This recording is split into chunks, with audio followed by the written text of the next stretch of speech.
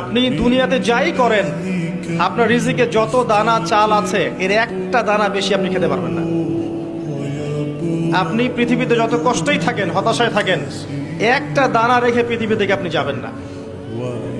তাই রিজিকের জন্য ঘুষ, সুদ, দুর্নীতি, অন্যের সম্পদ আত্মসাৎ করা, প্রতারণা, সিন্ডিকেট, মাপে কম দেওয়া এগুলো ছেড়ে দেন। আপনার রিজিক আপনার কাছেই আছে, কেউ কেড়ে নিতে পারবে না। মৌত যেমন মানুষকে খোঁজে, রিজিক তেমন মানুষকে খোঁজে।